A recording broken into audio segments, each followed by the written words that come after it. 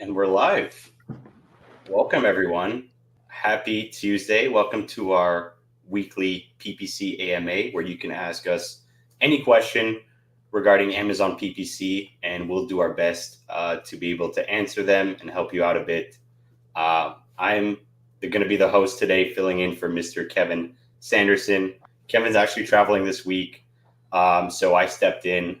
For those of you who don't know me, I've been on a live before for My Amazon Guy, but I am a senior brand manager here at My Amazon Guy, handling some of our larger accounts. And I do come from a background of PPC as well, so it's a good fit. But joining us today, we're really excited to be speaking with Mr. Cameron Scot from Merch Jar. How are you, Cameron? Good. Thanks so much for having me. Excited to hopefully get some interesting questions and answer them. And guys, please best we don't can. on us. It's no, I'm kidding. Obviously, ask us anything Amazon PPC related, and we'll do our best to answer. But Cameron, tell us a bit more about yourself and your experience with Amazon PPC. Tell us a bit more about Merch Jar. But before I get into that, I just want to make sure that everyone can hear us. So whoever is in the live stream right now, just drop a comment, drop a like if you can hear us, and also tell us, where are you guys joining us from? I'm in beautiful Montreal, Canada. So we had just celebrated Canada Day yesterday. We had some fireworks. We had some barbecue. So it was a good time. But drop us in the comments, where are you guys joining us from, and can you hear us? I just want to make sure that the audio is clear. But Cameron, where are you joining us from? I'm in South Bend, Indiana area. So Notre Dame's probably a little more recognizable. Nice. Awesome. We're about to celebrate our Freedom Day as well. Yes. So that's coming up a couple days now. Absolutely. So we're looking forward to the long weekend here as well. But Cameron, again, tell us a bit more about yourself, your experience with Amazon PPC, and tell us a bit more about Merch Jar as well. Yeah, for sure. So I'm Cameron Scot. I'm the founder of Merch Jar, and we are a software that helps you streamline and automate your ads so you can focus on the million other things you have to do as an Amazon seller. And I started the company 5 years ago. We started building from my own experience as an Amazon seller. I started selling in 2018. Very early on, recognized how crucial Amazon ads were to the success of your product. If you really wanted to compete at all, or to really push the sales potential of your products, and just being frustrated for anyone that's running their own ads, frustrated with Amazon's own tools that they provide to manage lots of campaigns. I'm in the apparel space, so I have tons of SKUs, too many, and hundreds of campaigns. And it just became really tedious to manage and do all the things you have to do to optimize your ads. You can't just set it and forget it. So it's just kind of one of those, there has to be a better way. And I thought, let's build some software. It's super easy. It's not, but that's a major pain point for a lot of Amazon sellers, is that they're dealing with a lot of moving parts, whether it be sourcing, logistics, creating a beautiful and high converting listing. And then the PPC side of things, whenever they've built an account that is sustainable, making sure that they can outsource that either to a software or to an agency, essentially an expertise, someone that can manage the ads for them to achieve their goals. So exactly. And software is absolutely up and coming. It's getting better with AI, as you obviously know, Cameron. So we don't actually use AI. We've certainly taken a different approach to the advertising, where instead of black box algorithms or kind of rigid rule-based structures, we've built more of a sandbox environment to really create the most powerful automations possible. For example, being able to use multiple date ranges within to query your data, which I haven't seen across any other software. So it's pretty cool what we've been building. But I mean, to your point, Amazon ads is, I wouldn't say it's necessarily hard. It doesn't mean it's easy or simple. there's just a lot of work that needs to be done to do things properly, to properly optimize your ads. And those things aren't hard. Increasing bids or changing bids or creating negative keywords, those are all things we can do. Right. It takes a lot of work as soon as you start scaling up campaigns. You got a couple campaigns, you can probably manage this. Otherwise, it quickly becomes a full-time job. And these Yep. are things that computers can do just really easily for us. You're probably doing the same things over and over. Let's let a computer do it so you can focus on the million other things you have to do. Right. So Essentially, your business. it just streamlines the process. And obviously, definitely resonate with that. I don't think that Amazon PPC is as hard as or as intimidating as many people like to make it seem like it is, because I truly believe that the most simple strategies are the most effective, right? But if you're having a catalog, like you mentioned, with several SKUs, hundreds of SKUs, and you need to manage hundreds of campaigns within that, obviously having an organization, a software, and a streamlined process that allows you to do that, but also manage the other different parts and aspects of managing an Amazon account is going to be extremely beneficial. Yeah, you'll get to actually enjoy your 4th of July in Canada Day instead of Exactly. managing all your ads. There's always something more to do, right? Like you could spend infinite hours on Amazon ads tweaking. Of course, there's that diminishing return. Yep. Yeah, it came from scratching my own itch and just being frustrated. And I've spent quite a bit of money on my own ads, and then just getting to work with a large variety of different companies using our software. So that's kind of where my experience comes in, and I think I'll probably learn a lot from you on this as well, working with different types of sellers, and be kind of interesting to kind of share notes, maybe. Yeah, absolutely. And we look forward to learning from you as well. And before we get into some of the questions that we have here, obviously, elephant in the room, guys. Prime Day is right around the corner, exactly 2 weeks away.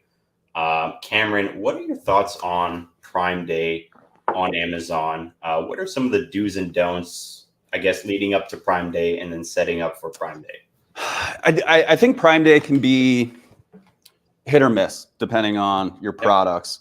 And if you're brand new to selling this as your first Prime Day, it's going to be hard to say how your products may perform. So I would say, I mean, the first biggest do is if you have historical data, use that. Look at previous Prime Days, how they perform, what keywords and targets work the best, what the bids looked like in CPCs. They're probably not going down. They don't tend to go down year over year. So it's a good starting point. But leveraging that data ahead of time to already know what to expect. I mean, that's going to be key. If it is your first Prime Day, you obviously don't have that. And I'd say it's probably like utilize it as, or at least like look at it as a learning experience. Look at it as an investment to learn what's going to work for you, or if it's going to work for you, if your products will be able to move on Prime Day. I think leading up to it can be interesting for a lot of sellers. Prime Day just doesn't really move the needle, or you don't see a huge increase in sales, and especially not with the decrease in sales that often comes before that. And I don't know if you've seen this or experienced it, but it seems like there's a lot of window shoppers ahead of time. I do this myself. Like, kind of think about yourself as a shopper, which is always a great kind of starting point anytime you're trying to evaluate someone. Is like, how do you behave like when you're shopping on Amazon? You're probably not the only one. I feel like a lot of us have probably similar behaviors with it. But I'm looking at, hey, what's some stuff I might want to buy? I don't even know yet. I'm just going to go on Amazon and look for random stuff. And then I know Prime Day's coming. A lot of Amazon customers know Prime Day's coming. Amazon puts a lot of advertising out there to bring awareness to this event. And people know that there's deals on these events. And what happens when you're these deals are coming out? You're gonna find the stuff you want and wait. You're still clicking on ads and stuff. I don't know what's an ad as a consumer a lot of the times, and you're gonna pay for those, and they're gonna wait till Prime Day to see if there's a deal on the product. So leading up to it, it's I think there's a couple different approaches. It's you could certainly increase your ad spend ahead of time to start building that awareness, knowing your conversion rates are probably going to be lower and seeing it as that investment on Prime Day, knowing you have a good strategy. And this is probably more if you have that historical data that you can look at going back to last year, year before, and knowing what's going to work and it's going to be successful. And it's kind of, take advantage of that window shopping ahead of time to bring awareness to your products for them to come back and purchase, knowing you're going to have deals that are going to be enticing. And the other side of it is okay, this isn't really, I'm not seeing traction. I don't see a huge list. It's like, maybe it's lower bids a little bit ahead of time. And I'm not going to waste spend on people that aren't going to convert. They're not going to be purchasing on Prime Day. So it's a little bit knowing your products too, knowing that historical data. And I think historical data is a great starting point, obviously, because a lot of times, so as a senior brand manager, if we onboard a new client and we're gearing up for our first Prime Day with said client, we want to know what happened last year and what worked, what didn't work, right? So that we can always either replicate what has worked. At the end of the day, with Prime Day, deals will speak for themselves and ads will get us that visibility needed to actually, showcase our deals and hopefully get that to convert on Prime Day, where shoppers are most likely to purchase.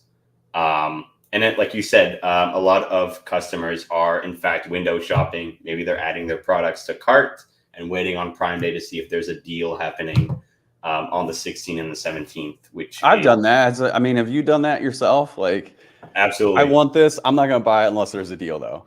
Absolutely. And then obviously, if you go into your SQP, your search query performance report on Amazon, that's going to be under brand analytics.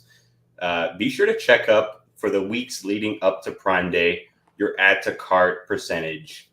Typically, you see a slight increase in that percentage of add to carts and purchases staying the same. Essentially, just a lot of shoppers adding their product to cart and essentially window shopping. Like you mentioned. But obviously, leading up to Prime Day, it's going to depend on your product, your category, because some accounts don't like to participate in Prime Day. They basically say, hey, we've tried it. We've increased our bids and our campaign budgets for Prime Day just so that we can remain visible and ahead of competition. We tried some coupons, some deals, but we did not see the lift that we expected it to. So we're going to take a back seat on Prime Day and essentially not participate. And I think that's fine for a lot of accounts that it makes sense to do so. But again, for products where, hey, we expect to see a lot of units being moved for Prime Day, I think the strategy there is going to be to make sure that you have a deal set up. We recommend Prime exclusive deals. And I know we're going a little bit outside of the PPC world there. But essentially, your PPC ads are going to perform a lot better if you have that badge, if you have a deal showing up on your sponsored product ad campaign. That's going to increase your click-through rate and hopefully your conversion rate if you're offering an enticing deal. And essentially, on the PPC side of things, making sure that your campaigns and your products are visible ahead of competition. And essentially, what that would look like is increasing your bids on your top keywords and your top performing search terms, and then increasing your campaign level budgets just to make sure that you're spending throughout Prime Day and you're remaining competitive if you are in fact participating. So obviously lots leading up to Prime Day, we see accounts kind of start to gear up, ramp up towards Prime Day. But essentially another aspect to consider here is getting back to normal, right? Because we've seen accounts where they've had their previous partners essentially boost up on Prime Day and not be able to get back to normal, right? So making sure that you have that backup file prepared ahead of time so that you can essentially normalize after Prime Day is going to be very crucial as well. But great strategy talk. Guys, if anyone is in the live stream, again, post your questions. We'll do our best to answer. If it's about Prime Day, again, we don't mind obviously touching on that just because it is going to be a big topic. But I have an idea because last week, Mr. Kevin Sanderson essentially got anyone joining the stream to comment an emoji describing your experience with Amazon PPC today. So I know a lot of you guys joining the Facebook Live or the LinkedIn were not able to comment an emoji. We're going to do it a bit differently today. Comment, if you can, just one word, a single word that would describe your Amazon PPC experience or your general feeling towards Amazon PPC, and why you chose that word. So I think that would spark an interesting discussion between Cameron and I. What's your word? Do you have one in mind? I do have one in mind. The word I would use is dependable, because sellers are becoming more and more dependent on PPC nowadays, right? So we've had like some really great case studies where we've grown our 7-8 figure accounts sales year over year and decreased their tacos. Those are real, true success stories that we've seen. But for a lot of accounts, while we are growing sales, that tacos number is starting to creep up slowly but surely. And if you guys look at the front end on Amazon, obviously less placements for organic, more of an emphasis on paid ads. They're sprinkled across the page now. So PPC is becoming more and more dependent. And when PPC in the good old days, I'm thinking a little over 6-7 years ago on Amazon, was to promote your organic position. Today, PPC is more to remain competitive. So that's the word I would use. What do you think of that? Yeah, I would say that's very fitting. It's certainly become a necessity for sellers now more than anything. And this isn't, I mean, if you've been paying attention to Amazon, it's not too surprising why they're pushing ads so heavily. They're making a ton of money from it. It's growing faster than any of their other departments. So it makes a lot of sense why they're pushing it, but it works really well for sellers. The ones that are constantly testing and seeing what's working and using that data to their advantage, they're able to grow their accounts more than, I mean, certainly someone that's not advertising. I think it's just at the point where you can't even compete unless you have a base level of PPC running. Yep, and absolutely agree. Is there a word that would come to mind for you? The one that came to my mind was evolving, because it's always constantly changing. And I think you could use it in a couple different ways. Is not only is it changing, but it's just you need to constantly be evolving your strategy, the keywords you're testing. It's continual optimization and testing. And it's just this cycle over and over that you perform, testing everything, collecting data, seeing the results, and doing more of what works and less of what doesn't. I mean, in a nutshell, that's kind of just like high level Amazon strategy. You can boil that down to, that's how you effectively run ads. Yeah, not even just with Amazon, really any PPC is so data centric. Absolutely. And over time, I think evolving is a pretty fitting word, considering that Amazon has essentially upgraded their ads console with several new features, such as day parting, which we started to implement on several accounts, especially our B2B accounts, where they essentially see a spike during certain hours of a given weekday, or they ramp down on the weekends, and everything kind of is not as they were during the weekdays. So evolving, making sure that we can apply any sort of new features that Amazon has to offer on the PPC side, and making sure that we can best utilize that to hit account goals, right?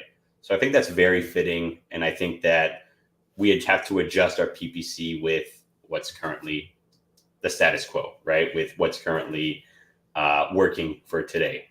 Because what works today maybe did not work, again, several years ago, back in the good old days when we used to get pretty good CPCs, decent amount of organic sales, lower tacos.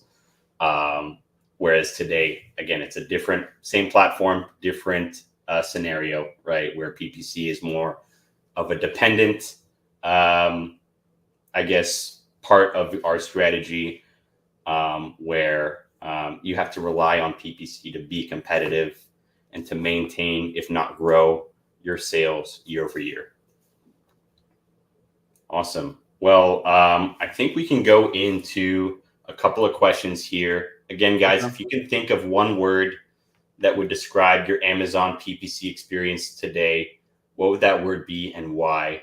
Or if you can give it to us in a quick sentence, we'd love to know what your thoughts are on that, and we can talk about it. But it looks like we have a question here from Frank. Frank says, preferred PPC strategy for first time FBA launch kitchen category. Okay. Have you worked in kitchen category? Me personally, no. So I don't actually like manage a lot of accounts as far as like, day-to-day type of operations. So as far as like if there's anything specific in the kitchen category, I don't know if I have any secrets for you, but I think, your general Amazon PPC principles are going to apply towards anyone. And it's going to depend quite a bit, I'd say, on your budget, what your budget even looks like to start with.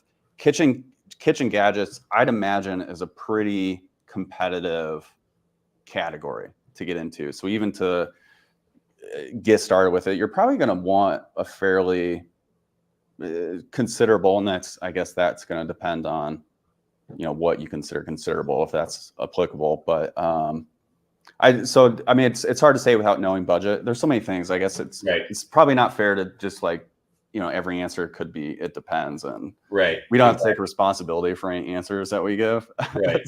So I love PPC. I just say it depends on everything and test it. And okay, that's it. Show's over.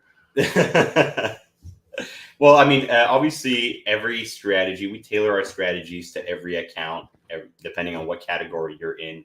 But a lot of principles will apply, general principles will apply to pretty much any account, right? So if we're talking about a PPC strategy for a first-time FBA launch, I definitely agree with Cameron here. The basics apply.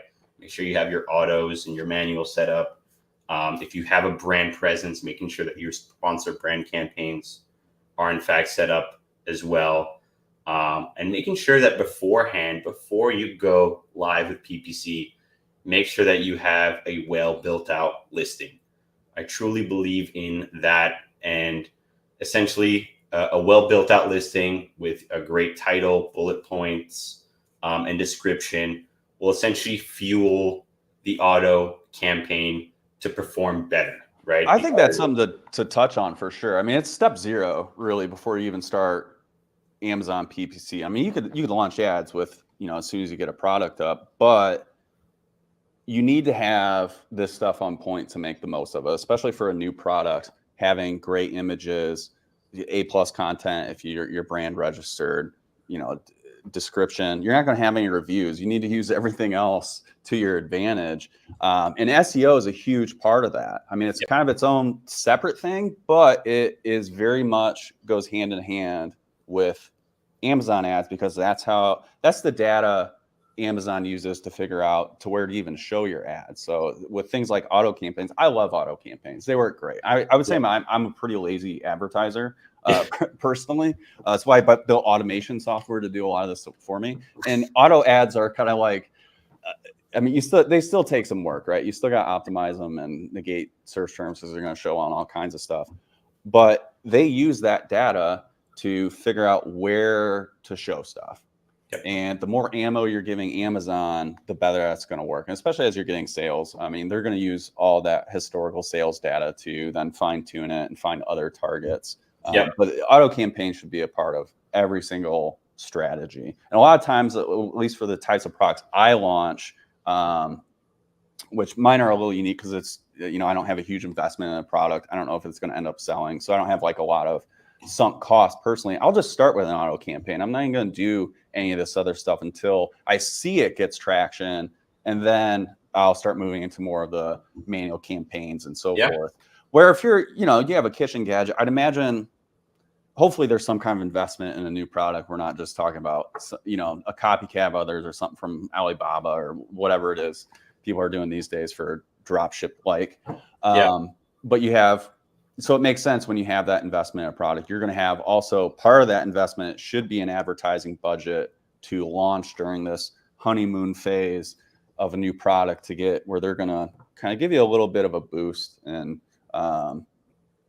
try to get your ad shown because they want to figure out too if, is this something that's going to sell? And that's all Amazon cares about. Well, they're not the only one of two things. They care about the customer experience, but probably even more than that is just selling as many products as possible. So they want to figure out what's going to sell. So yeah, I mean, it's as far as like specifics and things, like, I mean, it really depends on your budget. Start with the auto campaign, get your manual. You've done your keyword research already to fill out your listing with SEO so that you're giving Amazon the ammo. You can seed your manual keywords, manual campaigns with some of these keywords you've done your research with. Using broad. I'd probably start with broad personally, since I mean, I don't like to guess. I want the data to tell me if I'm going to be doing exact match and so forth. And that's what I'd look at is then, okay, we're launching our products, strategies on bids as far as like how aggressive you want to be. I like to be on the more aggressive side as far as bids. The other way would be conservative. You're just doing like super low bids, and there's pros and cons to each. But it all comes to collecting data. I'm going to probably say it's like 1,000 more times. It's all about the data. But the higher your bids are, the faster you're going to be able to collect that data. You're going to get more clicks to see what's working. Hopefully that translates to orders. And then you have some real tangible search terms and keyword data that you can work with to build upon, either seeing what's working and expanding on that. So creating new keywords or increasing their bids. And at the same time, you're also finding out what doesn't work, which I'd say is equally as important, although it's not as fun maybe if you're a first time PPC. But I think one of the biggest mistakes new advertisers make is not seeing it as an investment on just the data and looking at that. They see, oh, I spent $100 on my campaign and I lost most of that. It's like, well, you also learned something. The worst is if you just spent that money and you didn't learn anything. You literally just set that money on fire. If you spent that money, but at least you got some data, I was like, okay, I know these search terms aren't working. Like this isn't working for my product. You can then leverage that information to, I mean, it just depends on what that's telling you, to do something else. And maybe it's, okay, I'm not getting a good click-through rate. The conversion rate's low. Maybe I need to look at my product page. Is there something else I can do? Yep, absolutely. And I think you said something there that is very important, right?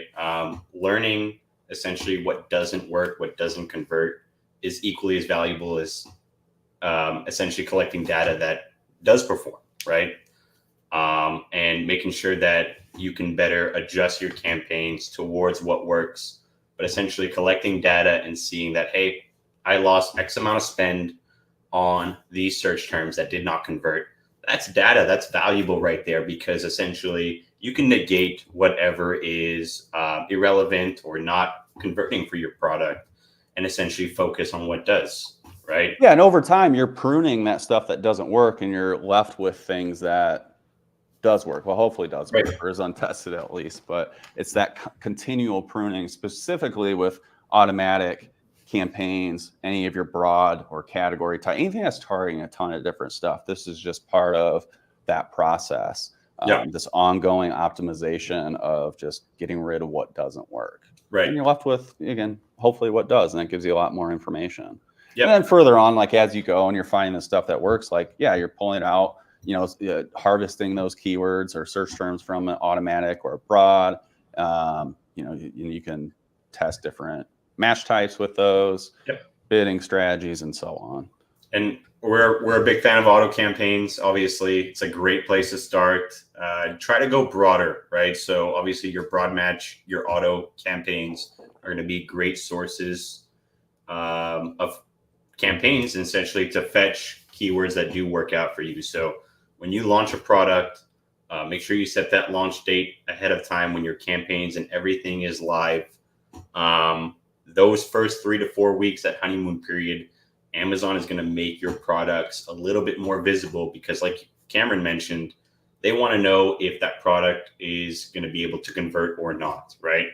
And essentially, I believe Amazon works on momentum, right? If you're able to build momentum and build sales volume, especially on a product launch, you're going to set yourself up for success, and it'll pay itself again in dividends for the weeks and months to come, right?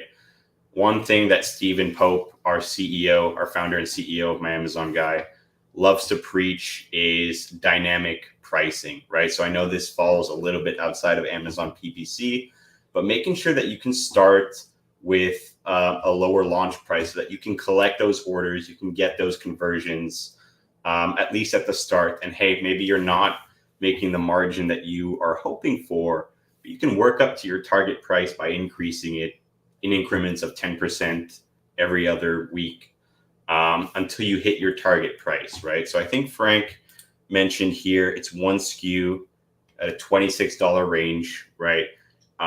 Consider launching at below $20, so at 19, let's say, and making sure that you can set up, again, your auto campaigns. If you do your keyword research and you have your listing built out, make sure you get a broad match in there as well, or a phrase match, right? Essentially hit the ground running during that honeymoon period, right? Collect as much data as possible. Wasted spend is still valuable, right? So do not. It's not waste then, right? Like it's right. I would say so. One thing I do see a mistake. I maybe caveat this a little bit. It depends. With new sellers trying to do too much at once, where they're trying to do too many keywords. The way I see it is every single new keyword that you have requires testing. I don't know if this keyword is going to work. Or if it's going to, Amazon's going to deliver it to the right audience, if it's broad or whatever it is. Everything you launch is going to take budget. You have to get clicks on it, which costs money, to collect that data. And the broader it is, really, the more clicks you even need to validate it in a way, to get that search term data. So when I see someone launch like, oh, I did my keyword research, I use Helium 10, got a list of 500 keywords, I'm going to launch all these, even if it's, exact match. You got to think about how many clicks that's going to take for every single keyword to see if that's going to work or not. And maybe you're taking a shotgun approach and doing real low bids and stuff. Maybe that can work, but you're not really getting great information from that. You're not going to be able to really scale that. Yeah, I absolutely agree. So hope that helped out, Frank, and good luck on your launch. Appreciate the detailed info, of course. Appreciate you joining us. We'll move on to another question here. Yam, I hope I'm saying it right. I hope I'm not butchering that. Let me know if I am or not. Isn't it we need to make Amazon AI understand first what our product is in the honeymoon period or the launching period? And then a follow-up here. If we do auto, it's too broad. So just going back to that first question here, I just want to make sure that I understand it. Isn't it we need to make Amazon AI understand first what our product is in the honeymoon period or the launching period? Any thoughts on that, Cameron? I mean, I guess in a way, like Amazon's going to take the information you're giving them through the listing, through all the different means they have, your keywords and so forth. And I mean, who really knows exactly how Amazon evaluates a product? I mean, I don't think there's any one person at Amazon that would even be able to tell you how exactly their algorithms work. But we can kind of use our, experience across all the different avenues or experts out there.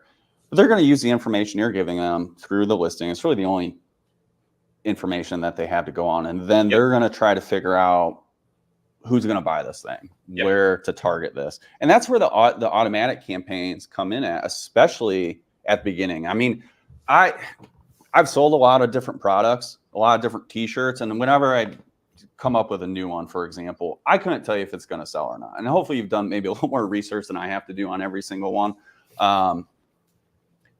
So it's, I guess what I'm getting there is like trying to guess what keywords going to work is very difficult. I've been surprised so many times, like, well, no, it's this thing, this should work. And it doesn't. Maybe it'll sell, but maybe you can't hit your target ACoS because the CPC is too high on it. It's too competitive. Versus something that's maybe lower traffic, lower competition, maybe not push as much volume, but you can actually hit your ACoS goals. Those automatic campaigns are used to get it to shotgun approach. You're harvesting a net at this point to see what's going to sell. Exactly. I mean, can you direct Amazon a little bit? Yeah, I mean, you can. You could do some, exact match keywords or broad match would probably be a little more ideal at the beginning to get the different variations on it, or phrase match to be kind of within a certain range of search terms. The other side with automatic campaigns that's really difficult to do manually is product targeting, which can work really well, where they're going to show your ad on someone else's product listing. Yep.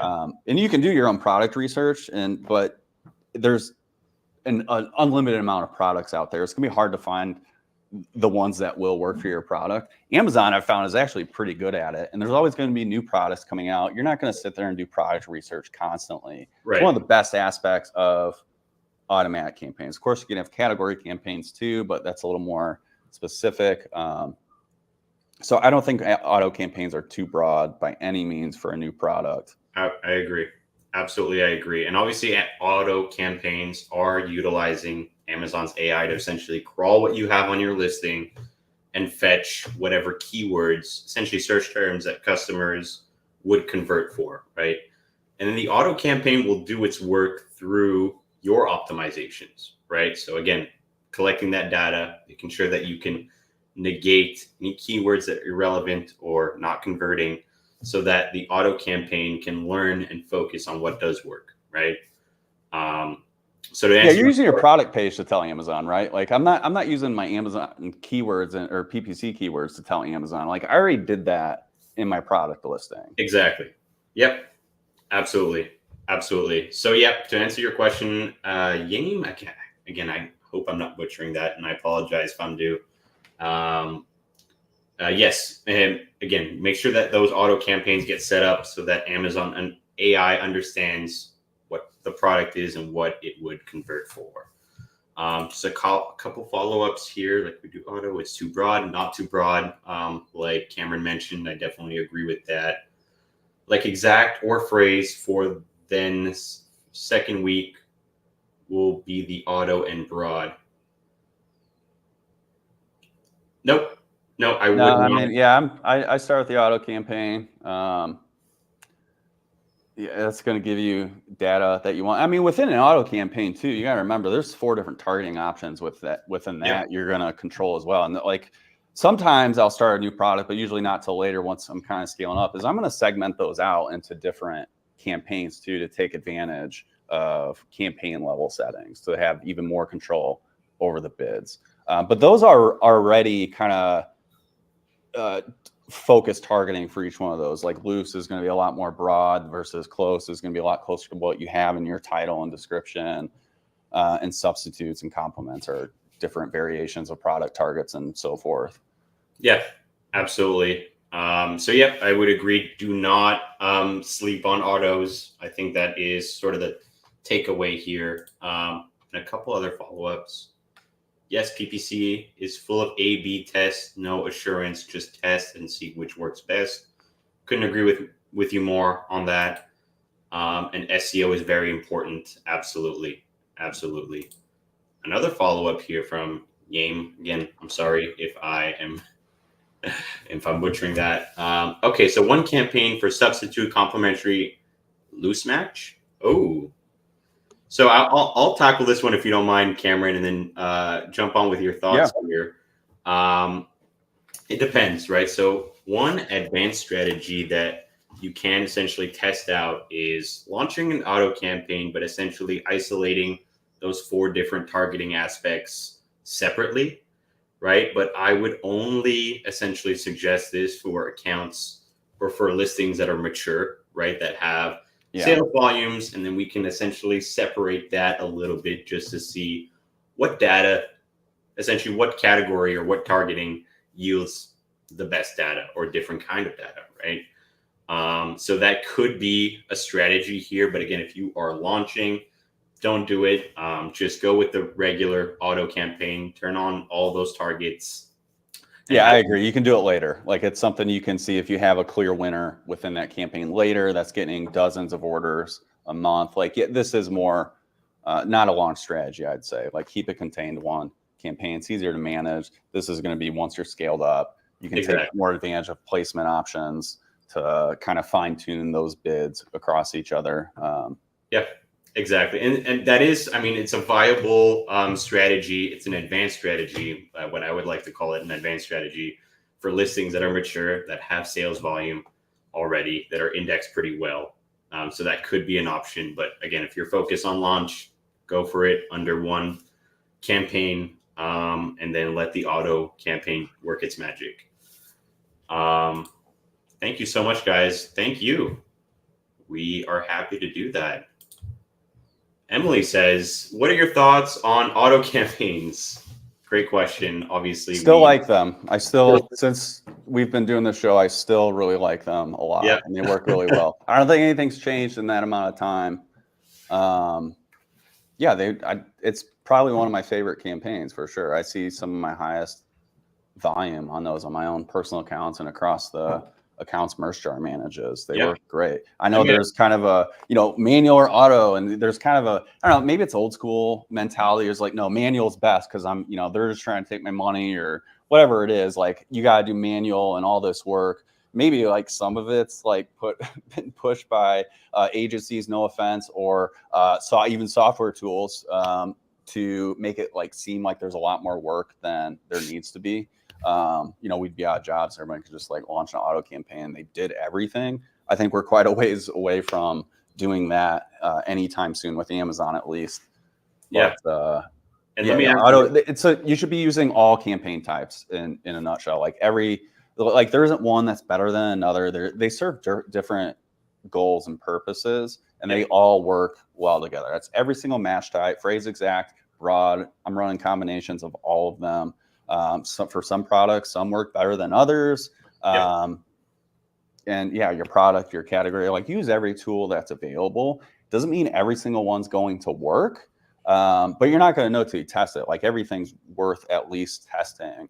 And you can say, well, what about for a kitchen gadget or this product or this product? And it's like, honestly, it's like it depends. So like all you can do is test it at the end of the day and see what works. But I wouldn't avoid any campaign type, at least like over time. I think for launching, like there's certain ones, and even that's product dependent too. Like some category campaigns work better for another. I don't love them personally for my stuff. But other products, they work great. We work with a lot of authors, for example, in categories. Category targets are a big targeting method for that. So it really depends. And I mean, part of this is just gaining experience with PPC. For your own products, like as you just do the day in and day out and see what's working, you're going to get a feel for this stuff. So like as you launch a new product, you're going to have a better idea of what path to take. And honestly, the other side of it too is management style. Like there's, how much time you're going to invest in managing your campaigns. There's things that take more time, having the auto campaigns in different segmented by targeting group and different campaigns. That takes more work to go in and adjust each one versus having them in one campaign. So there's a balance there as well between how much work it takes to how much control and granularity you have with your data. Absolutely. Follow-up question for you, because I obviously resonate and agree with a lot of that. We should find something we disagree on. Yeah, we should. I guess we have a couple other questions, so hopefully we can land on something that we have a disagreement on. But what would you suggest, let's say for a mature account, what that breakdown in terms of a campaign type would look like, right?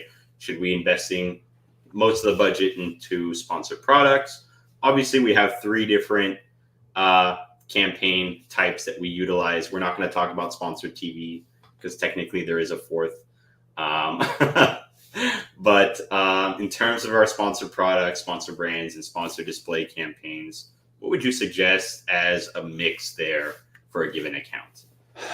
Sponsored products are bread and butter. That's going to be the ones that are converting. They look, they're right in the search results. Those are your bread and butter. 70-80% of your budget's probably going to go there. Of course, it's like follow the money too, right? Like it's going to, see what's working for your products. That's most of my experience is sponsored products that we work with. That's what we support with Merchjar. We have brand and display coming up with a new API version coming in October. So I don't know that what we see across the accounts that are running them, probably 70-80%. And then, brand's probably the next biggest one that we see, 20% there, maybe, and then another 10%. And these are just generalities, but I'd say it's pretty safe to say, well, yeah, sponsored brand is the vast majority of your budget and should be, and start testing as you start scaling your products with the other ones. Absolutely. Agreed. Obviously, sponsored products, very much tailored and focused on conversion. So again, let that be the majority of your budget, but also test our other campaign types. And then a follow-up question, because I really like this auto campaign discussion here. Do you typically see auto campaigns sometimes outperform manual campaigns? Oh yeah, absolutely. Yeah. Even taking, like, I have situations where you're harvesting keywords from, or harvesting search terms to turn them into keywords from automatic campaigns. That's kind of a fundamental strategy, right? And those keywords never get traction, even though maybe they sold a handful of times in an auto campaign. They either don't get traction or don't get the performance that they did in the auto campaign. I've seen enough times where I think an older strategy was like keyword isolation, where you take something out and then you're going to negate it there to keep all the data in the one campaign. And this has happened enough times where it's like, I'm not messing with something that's working or something, or at least until the new thing is working. So yeah, it's something you absolutely see, and you're going to see weird stuff as you run your campaign. Like I've been surprised no shortage of times on various things, like whether it's a keyword working that I didn't expect, or not working probably just as often or more often. But yeah, it's not something I would say is atypical. Fair enough. And maybe this is going to be news to you, but did you know that auto campaigns show up in places where manuals cannot get to? So in some of the product page carousels, they will specifically be auto campaigns running, and sometimes on some of the search pages, they are, again, just auto placements. So again, guys, auto campaigns show up in certain areas, certain pages of real estate on Amazon that manuals can't get to. So auto campaigns typically have a little bit of an edge there in terms of visibility. But there's no reason not to run them. Yeah, whether it's even regardless of the placement. The other thing, and I don't know if this applies to every seller type, but with KDP sellers, so that's the they're selling books through KDP. Automatic campaigns are showing off Amazon now. They're showing on Pinterest. I think that was last year or sometime that they did that. So yeah, there's different placements that are available, and you should be taking advantage of all the placement and real estate that's available to you. Yeah, absolutely. I mean, we obviously had just worked with an 8-figure big account here, and they only had manuals running. We started to launch some auto campaigns, essentially because they have thousands of SKUs within the catalog, but a catch-all, low-bid auto campaign that has already yielded great sales, efficient sales. Essentially, these are going to be low-hanging fruit sales. I love these.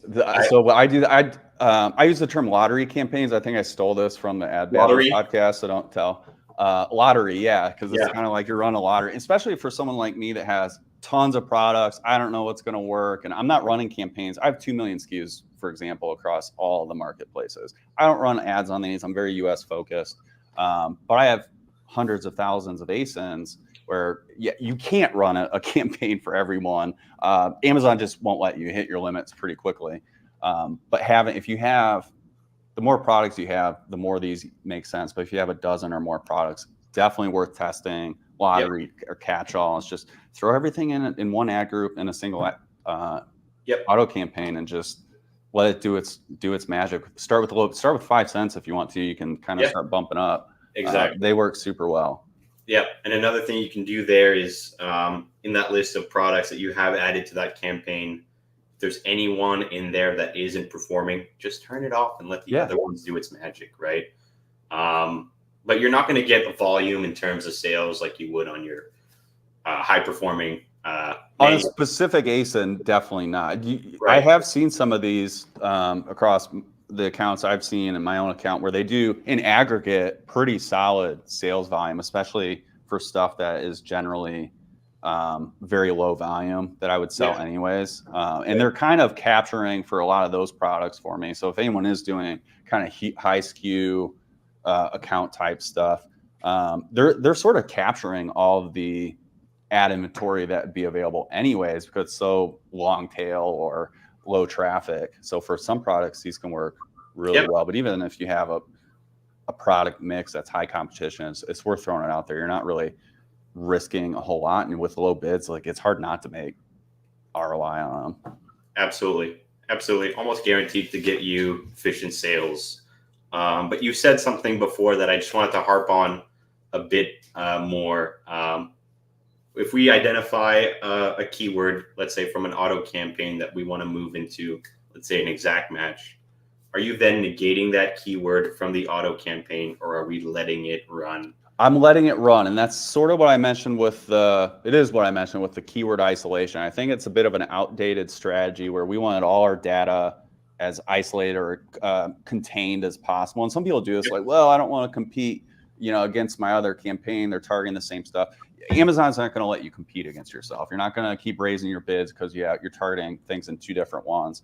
But there's enough times where you'll start a new keyword, and even though it got sales in your automatic campaign, you have higher bids with your new exact match, it doesn't get traction. It's just for whatever reason, Amazon won't deliver it, or the ACoS is terrible once you do, even at similar bid levels or CPCs. So there's enough instances that happens where I leave that in the automatic campaign. And that's typically what I do. I'm just going to, if something's working, I'm not going to mess with it. If you do want to go the extra mile, negate it once this one's already got traction, once it's getting sales. But traction is going to mean different things to different people, but it's getting, it's getting more sales than the other one. Yep. Absolutely. Vanessa says, this is really helpful. Thank you, Vanessa. And great question, Emily, on the auto campaign. Mohammed says, does my Amazon guy take KDP PPC accounts? Yes, we do. Visit our website, get in touch with one of our reps. We absolutely offer that. Yim again says, Sponsored TV is new, SP80, SB, and SD10, I guess, respectively. Yeah, I think that's fine. Again, it's going to depend on accounts, right? But I think in terms of sponsored products, have that be at least 80% of the budget. So that's kind of my opinion and my go-to.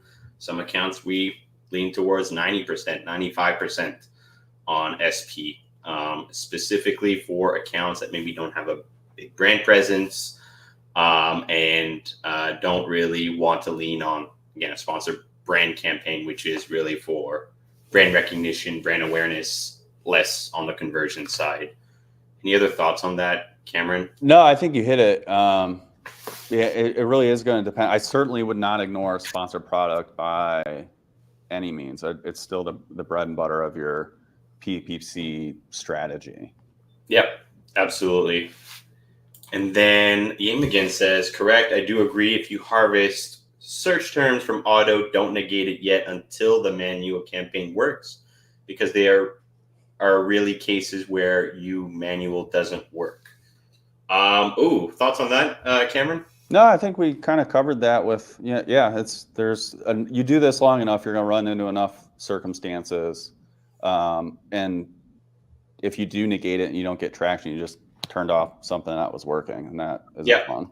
So I would say, when you say don't negate it yet, I would say don't negate it ever. If it is, I don't. Yep. I would not either. Unless performance changes, maybe. That would be the only, I guess, instance on those search terms coming from the auto or broad or whatever. But absolutely, case by case, using the data. Yep. Follow the data. What works, keep. What doesn't, go ahead and negate if it turns out it's not performing anymore.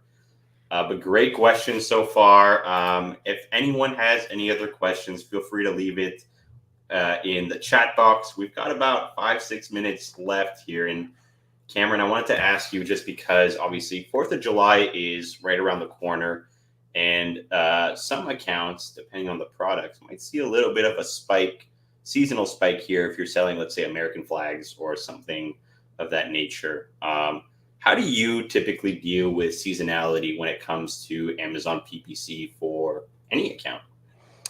So I deal with quite a bit of seasonality just in my own products, and I think this is, I mean, I'd say most products have some sort of seasonality. I mean, you think Black Friday, Christmas period, huge for a lot of people. Historical data is my one big one. Yeah. And this is something where this is what you're paying Amazon for is the clicks, the search term data. It's what you're paying them for. You need to be saving that data. They only give you the last 65 days of search term data.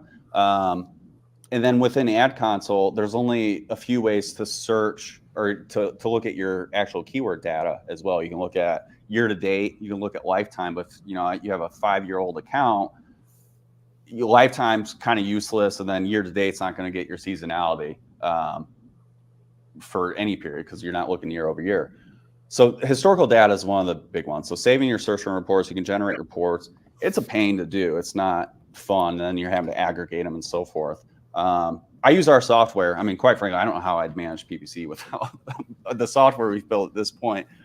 Even using the bulk operation sheets and search term it's still really tedious. So we store your data over time. We can pull the last 90 days when you first sign up for a free account, and then we store that as you go. So if you've been using us for a while, which I have, been using our software for a while, I can look at last year's sales. So that's the first thing I'm doing is being proactive with my bids.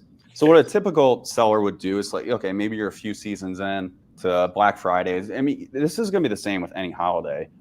If July 4th, you're selling, I don't know, little flags or whatever, and you see a huge spike. It's very similar. Ahead of time, I'm looking to see what the data was during that time period. So when that seasonal time period for like Christmas, Black Friday to December 16th or 17th or whenever that, before the cliff happens. And I'm seeing what my performance was on my best performing keywords, the ones that are the highest volume. Those are the ones I really care about. What's pushing the highest volume? What was my CPC at that time? What was my ACOS? We use a figure called target CPC that basically tells you what you need to be paying per click to hit the goal, your ACOS that you have. So it gives you that benchmark to see, okay, here's where my bids are currently. Here's what my performance was and what I need to pay per click to hit my current goals. And I can be proactive in adjusting my bids to at least that level. CPCs probably aren't going down, as I mentioned. They tend to only go up as Amazon likes. And this gives you, you don't end up missing out on that very short window of sales where a typical reaction would be like, okay, maybe I increase my bids a little bit, but I don't really know what's going to work. And I'm going to check the next day and look at yesterday's performance. Like, oh, these did pretty well. I'm going to inch them up a little bit, do the same thing. Look at the next day, inch them up a little bit. And by that point, you've missed those 2 days of potential sales that you could have had if you just had the appropriate bid in the first place. So historical data is probably the most important when it comes to seasonality, is knowing what those keywords work. I mean, if this is your first season, you're using this as a testing period and see what works and collecting data. Yep. You're not going to know. I mean, it's the general principles. Yeah, increase bids when higher competition and so forth on your seasonal keywords. Increase your budgets, like all those like standard things. But the biggest one is having that historical data and leveraging that to your advantage. Exactly. I mean, couldn't have said it better myself. Obviously, leveraging that data, that historical data, is a true sign and a tell as to what you can expect for this new and upcoming season. But obviously, if this is your first seasonal period, you're launching, you're just getting started, you're going to have to test and kind of see what works, right? But great discussion overall.